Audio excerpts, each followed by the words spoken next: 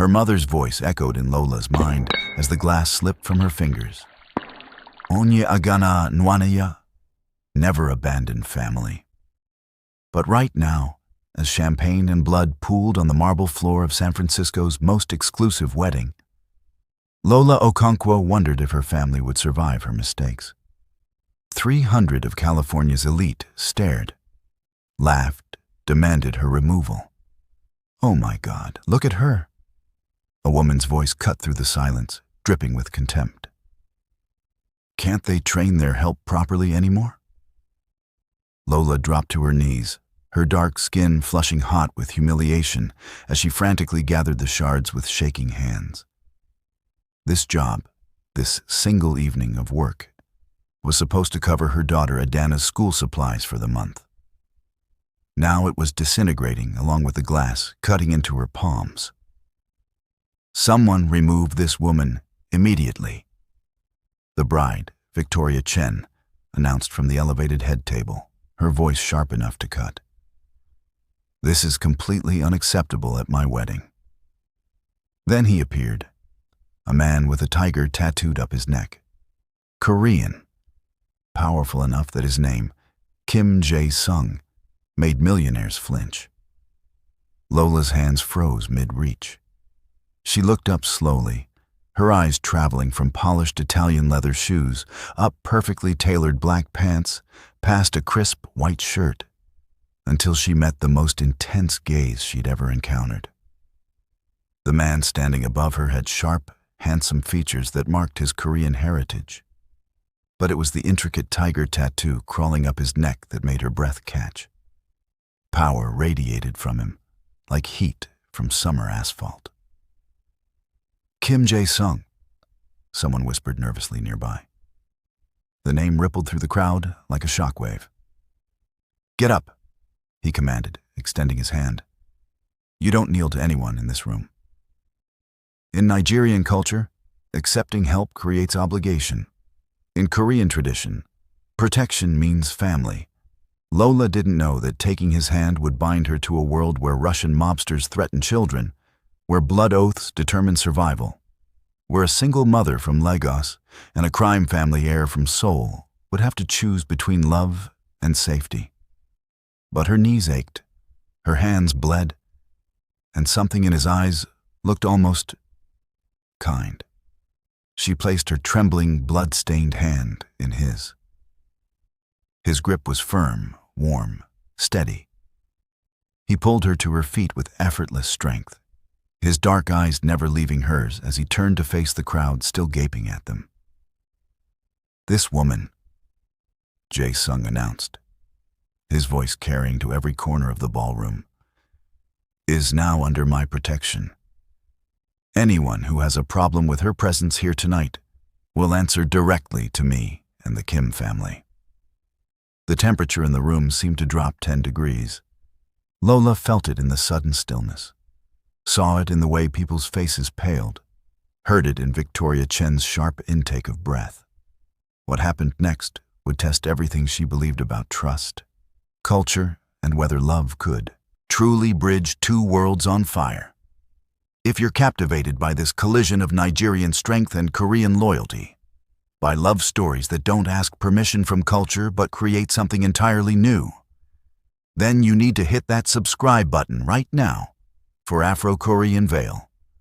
We tell stories about love that crosses oceans, that honors tradition while breaking boundaries, that proves family isn't about where you're from, but who you choose to fight for.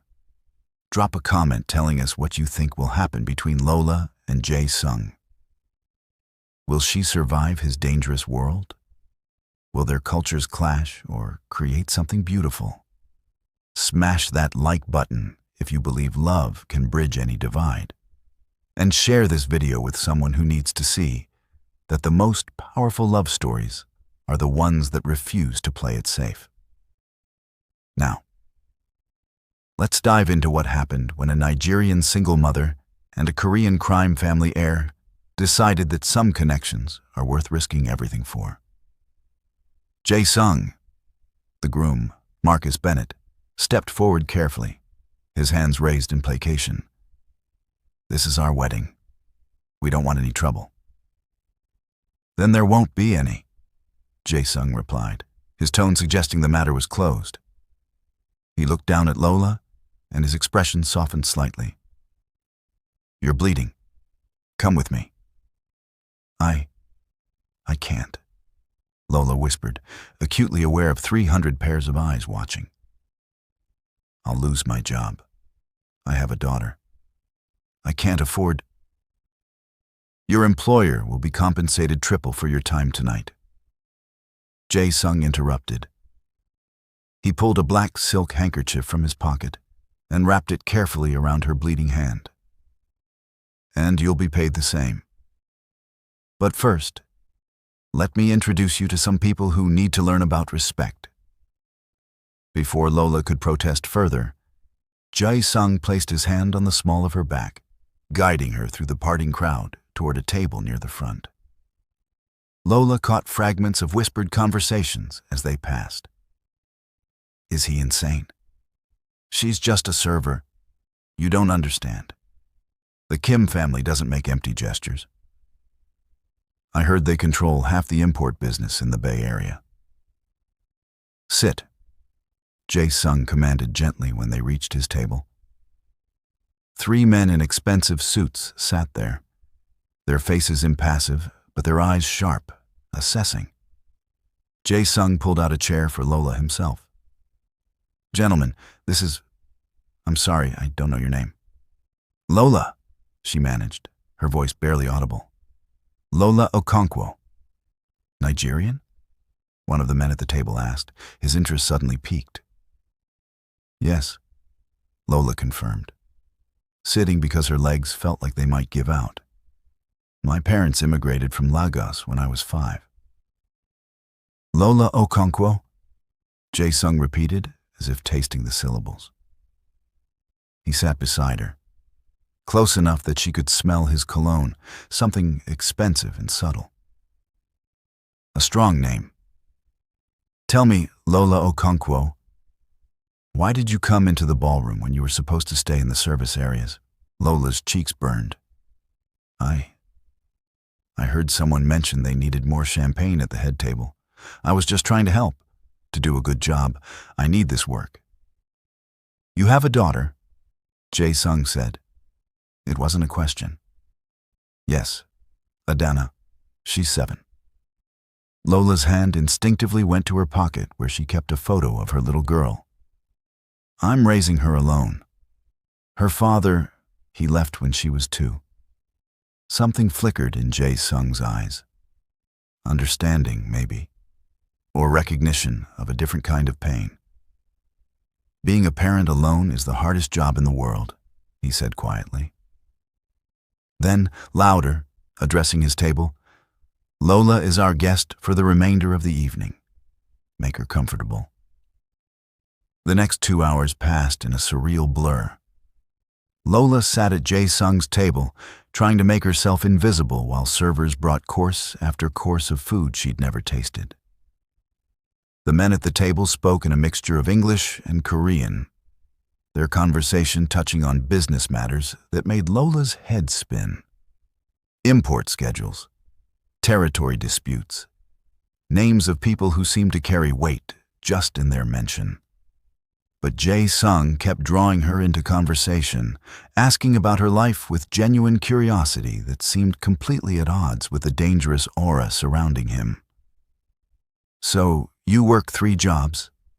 he asked after she'd mentioned her schedule. 4, actually, Lola corrected, pushing her untouched plate aside.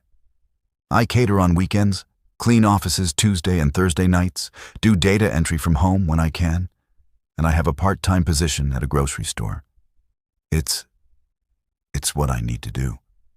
For Adana. Your daughter is lucky to have such a fighter for a mother." "I don't feel like much of a fighter," Lola admitted, surprising herself with her honesty. Maybe it was the champagne one of Jae-sung's men had insisted she drink. Or maybe it was the way this dangerous stranger looked at her like she mattered. "I feel like I'm drowning most days. Like no matter how hard I swim, The water keeps rising. Jae-sung was quiet for a moment, his jaw tight. When he spoke, his voice was low, meant only for her. I grew up watching my mother work herself to exhaustion after my father died. She cleaned houses for families who looked down on her, who treated her like she was invisible. I was 10 years old, and I couldn't protect her, couldn't make their disrespect stop. His hand clenched into a fist on the table. That's why I did what I did tonight. Why I'll always do it.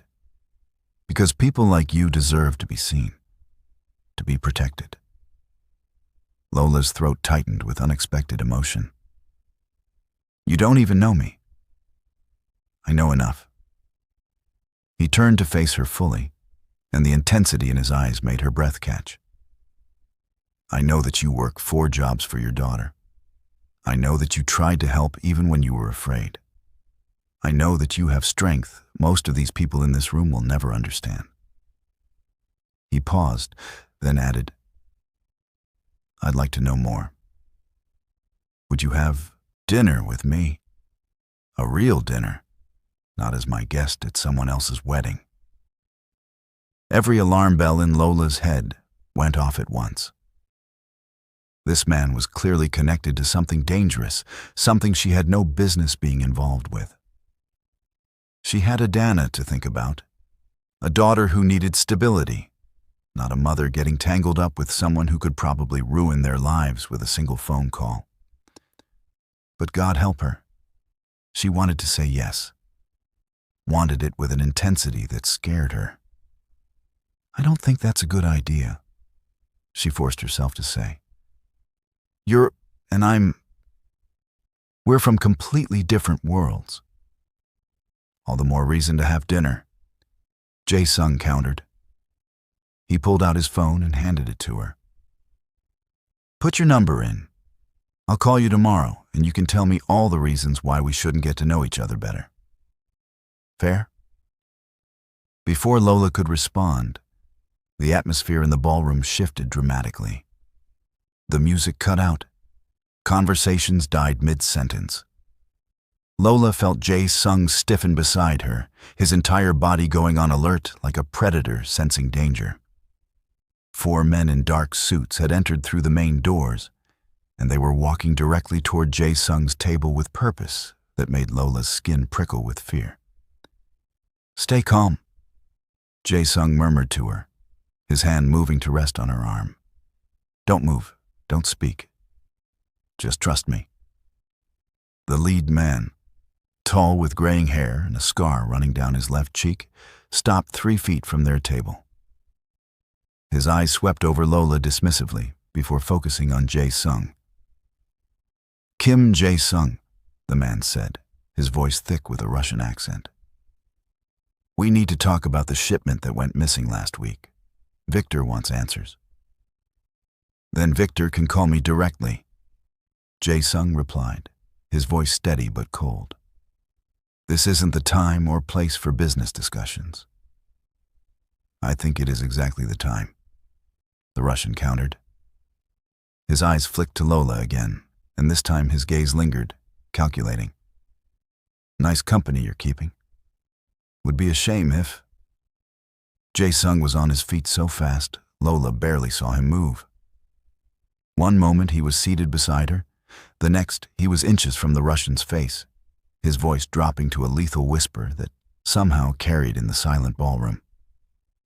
If you finish that sentence, if you so much as look at her again, I will make what happened to your boss's nephew look like mercy. Do we understand each other? The Russian's jaw clenched, but he stepped back. This isn't over. It is for tonight. Jae-sung gestured to one of his men. Hyun-woo, escort these gentlemen out. Make sure they remember the way. As the Russians were ushered toward the exit, Jae-sung turned back to Lola. The dangerous edge hadn't left his expression, but his voice was gentle when he spoke to her. I need to get you out of here. Now. It's not safe for you to be seen with me tonight. He pulled out his phone and made a rapid call in Korean, then turned back to her. My driver will take you home. Tomorrow I'll call you and I'll explain everything. Everything about who I am and what tonight meant. But right now, I need you to trust me one more time and leave with Jae.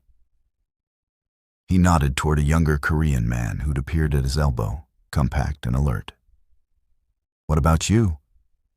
Lola found herself asking, surprising herself with her concern for this stranger who'd turned her world upside down in the space of 2 hours. Something in Jae-sung's expression softened. I'll be fine. This is my world, Lola. I know how to navigate it. But you and your daughter don't belong in it, and I won't let you get hurt because of me. Then why ask me to dinner? Why involve me at all? Jae-sung reached out, his fingers brushing her cheek so gently it made her chest ache. Because sometimes you meet someone and you just know that they're going to change your life. You're that person for me, Lola Okonkwo. I felt it the moment I saw you on your knees, refusing to cry in front of people who wanted you to break. That strength I've spent my whole life looking for. Before Lola could process his words, could formulate any kind of response, Jae was guiding her toward a side exit, away from the staring crowd and the lingering tension. As she glanced back over her shoulder, she saw Jae-sung surrounded by his men, his face hard and focused, every inch the dangerous man she suspected him to be. What had she just gotten herself into? The next morning, Lola woke to find her phone buzzing on her nightstand. An unknown number flashed on the screen. Her heart rate kicked up as she answered. Hello? It's Jae-sung. Did you make it home safely? Lola sat up in bed, acutely aware that Adana was still sleeping in the next room and that her voice might carry. Yes, your driver was very professional. He didn't ask any questions. Good. I trained him well. There was a pause, then. I need to see you today. There's so much I need to explain about last night, about who I am and what associating with me means. Can you meet me for lunch? Somewhere public, somewhere you'll feel safe. Lola thought about her daughter sleeping in the next room, about the bills piled on her kitchen counter, about the precarious balance of her life that had no room for complications, like a man who made Russians back down with a look. I don't think I should, she said quietly. Last night was intense. I'm grateful for what you did, truly. But I have responsibilities. A daughter who needs stability, not a mother getting involved with someone who clearly has enemies, someone dangerous. You're right to be cautious, Jae-sung said, and she heard genuine respect in his voice. You're a good mother. Adana is lucky. But I'm not asking you to jump into anything. I'm asking for lunch. 1 hour of your time so I can be honest with you about my life, my family's business, the risks and the reality. Then you can make an informed decision about whether you want to see me again. That's fair, isn't it? Lola closed her eyes, fighting against the part of her that wanted to say yes, that wanted to hear his voice explain away the danger she'd felt crackling in that ballroom. Where? There's a Korean restaurant in Oakland, near Lake Merritt, Han Kuk Kwan. It's owned by my mother's cousin, and it's safe. Neutral territory. Can you be there at noon? I have to drop Adana at my neighbor's first. Mrs. Patterson watches her on Sundays when I work. Bring her. Lola's eyes flew open. What? Bring Adana, Jae-sung repeated firmly. If we're going to explore whether there's something between us, she needs to be part of that conversation from the beginning. I told you last night that I respect parents who raise children alone. I meant it. That means I respect that your daughter comes first in every decision you make. Lola's throat tightened with unexpected emotion. In 7 years of single parenthood, not one man had ever suggested including Adana in their dates. Most had treated her daughter like an inconvenient obstacle to be worked around. "Okay," she heard herself say. "Noon. But if Adana gets uncomfortable or scared, we leave immediately." "Agreed. I'll see you both soon." 3 hours later, Lola stood outside Han Kuk Kwan holding Adana's hand. Her daughter's curious eyes taking in the Korean characters painted on the window and the delicious smells wafting from inside. "Mama, what kind of food is this?" Adana asked, her voice bright with interest. "Korean food, baby. From a country far away called Korea. Like in those shows you watch sometimes, with the pretty music?" Lola smiled despite her nerves. She had a weakness for Korean dramas during her late-night data entry sessions, though she'd never expected that guilty pleasure to intersect with her real life in such a dramatic way. The door opened before she could knock, and Jae-sung stood there. But he looked completely different from the intimidating figure at the wedding. He'd traded his suit for simple jeans and a navy sweater, and his expression when he saw Adana was warm and genuine. "You must be Adana," he said, crouching down to her eye level. "Your mama told me about you. She says you're the smartest 7-year-old in California." Adana giggled, hiding slightly behind Lola's leg. "Mama says lots of things." "Well, I believe her." Jae-sung looked up at Lola, and the soft expression on his face made her heart stutter. "Come in. I have a table ready, and I took the liberty of ordering some mild dishes I thought Adana might like." The restaurant was nearly empty, just a few other families enjoying late lunch. Jae-sung led them to a corner booth, and Lola noticed how he positioned himself with his back to the wall, his eyes constantly scanning the room. Old habits, she suspected.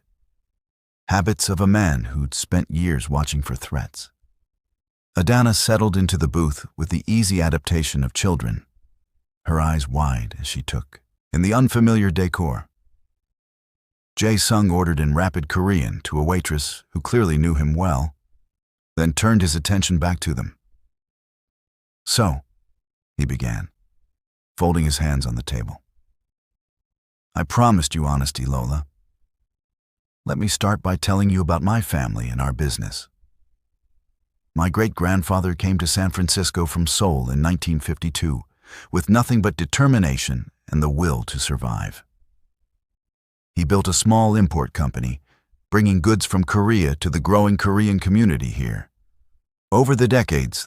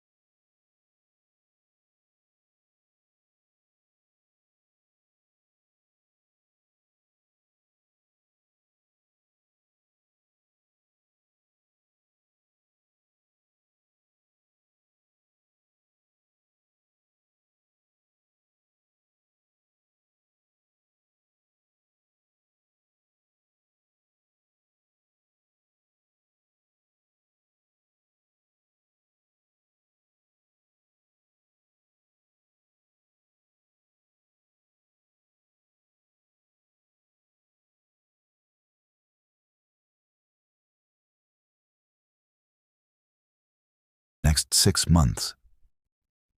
Lola discovered the truth of Jae-sung's words. Love didn't make things easy, but it made difficult things worthwhile. She met his extended family at a traditional Korean celebration where she was the only black woman in a room full of Koreans who initially viewed her with suspicion. But Jae-sung's mother stood beside her, introducing her as "my son's woman, the strong one." And gradually, tentatively, his relatives began to accept her. She introduced Jae-sung to her parents via video chat, watching her father's face harden when he learned about Jae-sung's business connections. But when Jae-sung spoke to them in carefully practiced Igbo, when he asked formally for permission to court their daughter according to traditional customs, when he promised in front of witnesses to honor Lola and provide for Adana, her father's expression softened. "You are not what I would have chosen for my daughter," Papa Okonkwo said through the video screen, his voice stern but not unkind. "But she is happy. My granddaughter is safe and thriving. That is what matters. But know this, young man. If you break my daughter's heart, if you fail to honor your promises, you will answer to me and to our ancestors. We do not take family lightly." "Neither do Koreans, sir," Jae-sung replied respectfully. "I give you my word, witnessed by your family and mine, that I will spend the rest of my life proving worthy of your daughter and granddaughter." There were challenges. Lola's Nigerian friends didn't understand her relationship with someone from the Korean community, making comments about her abandoning her culture. Jae-sung's business associates questioned his judgment in bringing an outsider into his inner circle. There were awkward moments at family gatherings where neither Lola nor Jae-sung fully understood the other's cultural cues. But there were also beautiful discoveries. Lola learned that Korean Jong and Igbo family loyalty weren't so different after all. Jae-sung discovered that Nigerian jollof rice and Korean bibimbap both represented the same thing: comfort, home, love expressed through food.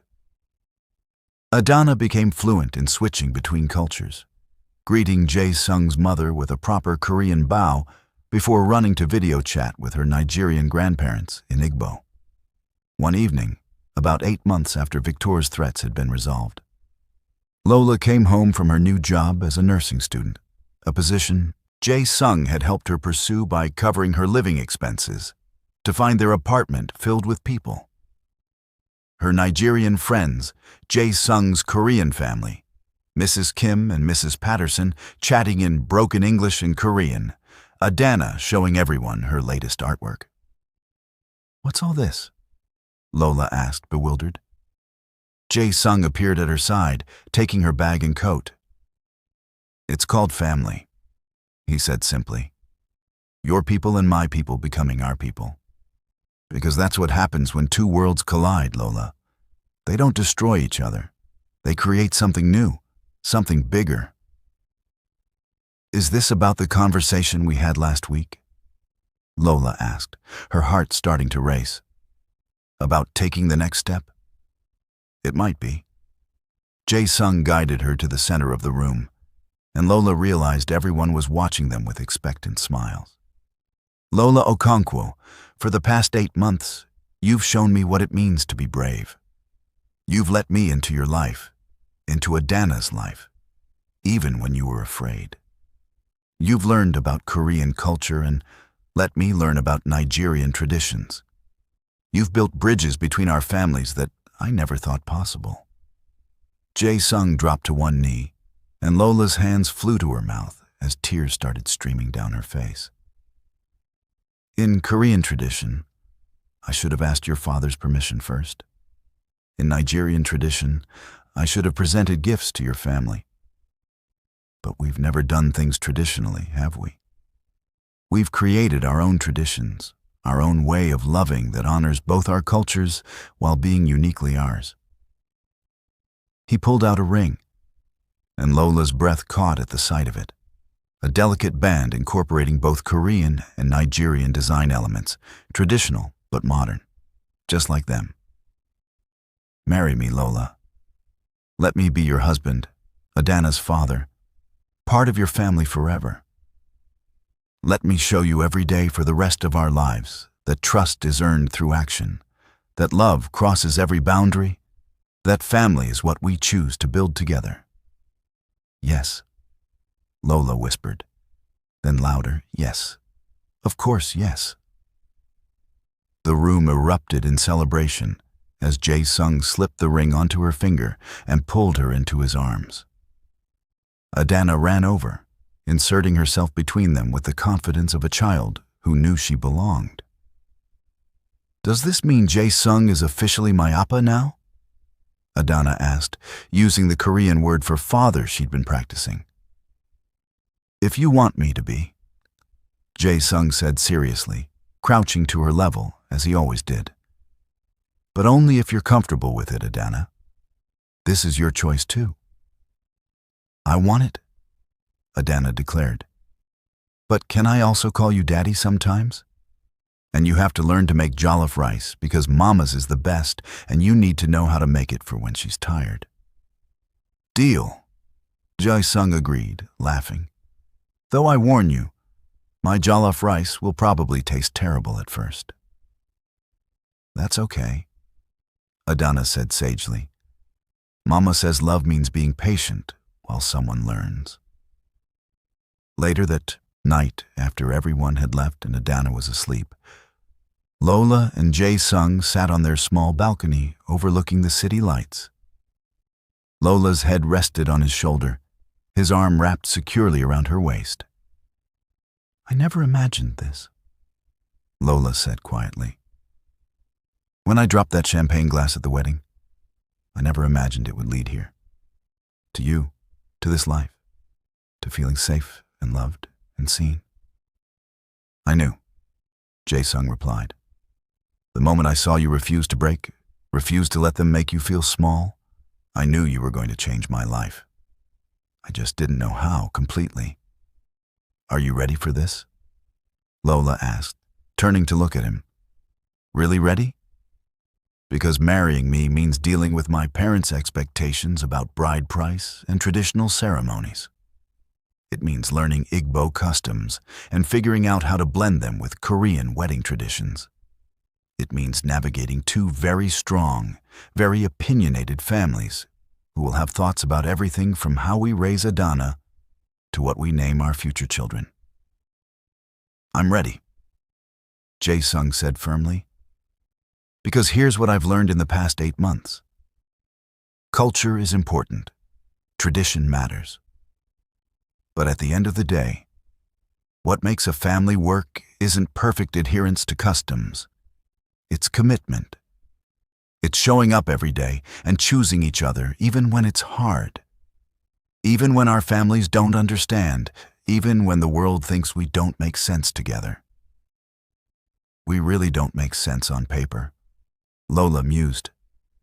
A Nigerian single mother and a Korean man from an organized crime family. We should have been a disaster. But we're not. We're perfect. Because we don't just love each other, Lola. We respect each other. We see each other's strength. We honor where we come from while building something new together. That's what makes us work. Lola kissed him then, pouring 8 months of trust built one day at a time into the gesture. When they finally pulled apart, both breathing hard, she whispered against his lips. Take me to Korea someday. Show me where your family came from. Let me see the country that shaped you. Only if we go to Nigeria first, Jae-sung countered. I want to meet your extended family, taste authentic Nigerian food cooked by your aunties, understand the full context of where you come from. I want to know all of you, Lola, every part of your history and culture. Deal. We'll do both. Create new traditions by honoring our old ones. 6 months later, Lola stood in front of a mirror, wearing a custom-made wedding dress that incorporated both Nigerian and Korean design elements. The rich colors and fabrics of traditional Nigerian ceremony were combined with the elegant lines of a Korean hanbok. Adana stood beside her in a matching child-sized version, twirling to make the skirts swirl. "You look like a princess, Mama," Adana breathed. "Like the ones in your dramas, but even prettier." "Thank you, baby." Lola adjusted her daughter's dress, blinking back. Tears. In an hour, she would walk down an aisle lined with both Korean and Nigerian family members.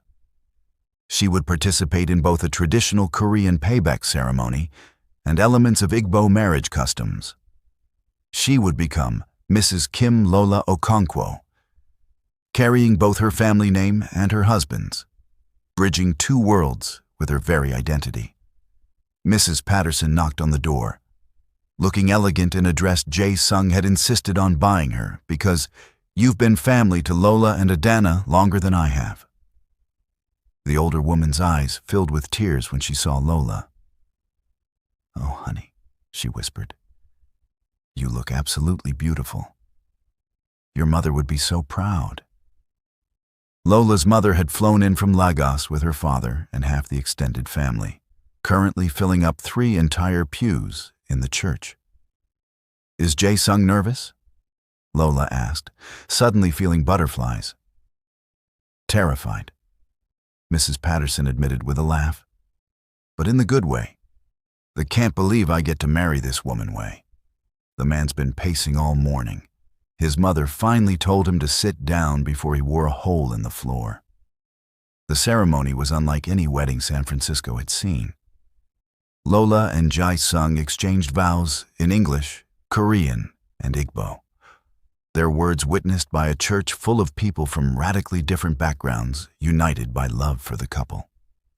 When the officiant pronounced them husband and wife, the celebration that followed was a beautiful chaos of two cultures colliding in the best possible way. Nigerian jollof rice sat next to Korean bulgogi on the buffet tables. Traditional Korean drumming performances alternated with Nigerian dancers.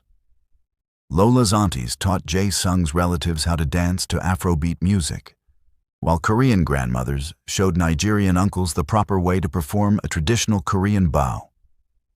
During the reception, Lola's father stood to give a toast, his voice carrying across the room.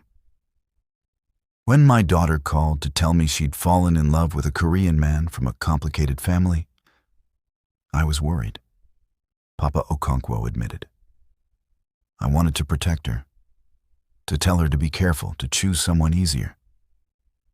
But then I met Jae-sung. I saw how he looked at my daughter, how he treated my granddaughter, how he worked to learn our customs and honor our traditions. And I realized that love doesn't recognize our human boundaries. Love sees strength and matches it with strength. Love sees courage and responds with commitment." He raised his glass. "To my daughter Lola, the bravest woman I know, and to Jae-sung, who proved himself worthy of that bravery. May your marriage bridge not just 2 families, but 2 worlds. May your children grow up knowing the richness of both cultures. And may you never forget that family, whether Korean or Nigerian, is everything." "To family!" The room chorused, voices in multiple languages and accents united in celebration. Later, as Lola and Jae-sung danced to a slow song, she whispered in his ear, "Thank you." "For what?" "For seeing me. That night at the wedding, when I was invisible to everyone else, you saw me. You saw past the uniform and the social class and the color of my skin. You saw me, Jae-sung, the real me, and that changed everything. I saw you because you were impossible to miss." Jae-sung replied, pulling her closer. "You were this bright light in a room full of empty glamour. You were real in a world of pretense. How could I not see you?" "I love you," Lola said simply. My Korean husband, my bridge between worlds, my home. I love you too, Jae-sung whispered back. My Nigerian wife, my courage when I'm afraid, my heart. They danced until late into the night, surrounded by family both born and chosen, celebrating love that had defied every odd and expectation. When Lola finally looked around the room, seeing her parents chatting animatedly with Mrs. Kim, Adana teaching Jae-sung's young cousins a Nigerian children's game, her Nigerian friends comparing kimchi recipes with Korean aunties, she realized something profound. This was what love looked like when it was brave enough to cross boundaries, when it honored tradition while creating something new, when it said yes to complications and challenges because the person on the other side was worth it. This was family, not despite their differences, but because of them. Stronger, richer, more beautiful, because it encompassed so much. 2 years later, Lola graduated from nursing school with Jae-sung, Adana, both sets of parents, Mrs. Kim, Mrs. Patterson, and what felt like half of San Francisco's Korean and Nigerian communities in attendance. She walked across that stage carrying not just her own dreams, but the dreams of everyone who'd supported her journey from struggling single mother to educated professional. She now worked at a community health clinic in the Tenderloin, the same neighborhood where she'd once barely survived, now giving back to people who reminded her of who she used to be. Jae-sung had used his connections to help fund the clinic, turning his family's complicated business resources toward legitimate community good. Adana, now 9 years old, was thriving in a private school where her art was showcased regularly. She spoke 3 languages fluently, moved effortlessly between Korean and Nigerian cultural events, and had a confidence Lola had never possessed at that age. The confidence of a child who knew she was loved unconditionally by a family that spanned continents and cultures. On quiet evenings, when it was just the 3 of them at home, Lola sometimes thought back to that night in the grand ballroom, to the moment she dropped the champagne glass and thought her world was ending. She'd been so focused on survival, on just making it through each day, that she'd never imagined the possibility of actually thriving. But here she was, thriving, married to a man who'd kept every promise he'd ever made to her, raising a daughter who understood that family could look like anything as long as it was rooted in love, building a life that honored her Nigerian heritage while embracing Korean traditions, creating something entirely new in the process. "What are you thinking about?" Jae-sung asked one evening, finding her lost in thought on their balcony. "About champagne glasses," Lola replied with a smile. "About how sometimes the worst moments of our lives lead to the best things. About how I almost let fear stop me from having all of this." "You were brave when it mattered," Jae-sung said, wrapping his arms around her from behind. "You trusted me when trust was the hardest thing in the world. You opened your heart when every experience told you to keep it closed. That's courage, Lola." "We were both brave," Lola corrected. "You saw past social class and color and all the reasons we shouldn't work. You fought for us when it would have been easier to walk away. You kept your promises even when I gave you reasons to break them." They stood together in comfortable silence, watching the sun set over San Francisco, painting the sky in shades of orange and purple. In the apartment behind them, they could hear Adana Video chatting with her Nigerian grandparents, her voice bright with joy as she told them about her latest art project. This was home, not the apartment or the city or even the country. Home was the people you chose to love, the family you built across boundaries and borders, the courage it took to trust when trust felt impossible. Home was a Korean man and a Nigerian woman, and the daughter they were raising to be a bridge between worlds. Home was love that said yes to complications and chose connection over fear. Home was right here. Now, dear viewers, we've reached the end of Lola and Jae-sung's journey from that fateful night in the grand ballroom to building a family that bridges two beautiful cultures. If this story touched your heart, if you believe in love that crosses boundaries and respects differences while creating something new, we need you to do 3 things right now. First, hit that subscribe button for Afro-Korean Veil because we have more stories celebrating the beauty of Afro-Asian love and culture. Second, drop a comment below telling us what moment in Lola and Jae-sung's story resonated most with you. Was it when Jae-sung first defended Lola? When she confessed her manipulation? When they navigated their family's expectations? Third, smash that like button and share this video with someone who needs to hear that love can conquer cultural differences when both people are willing to do the work. Here are some questions we want you to answer in the comments. Do you think Lola made the right choice initially pushing Jae-sung away? How would you have handled Victor's threats differently? What cultural traditions from your own background would you want honored in a cross-cultural relationship? Have you ever been in a relationship that required bridging different cultures or backgrounds? What did you learn from it? Thank you for staying with us through this entire journey. Your support means everything to the Afro-Korean Veil channel. Remember, true love doesn't ignore differences. It celebrates them while building something beautiful together. Until next time, keep believing in love that crosses boundaries, keep honoring your heritage while opening your heart to others, and keep choosing courage over fear. Subscribe, comment, like, and share. We'll see you in the next story.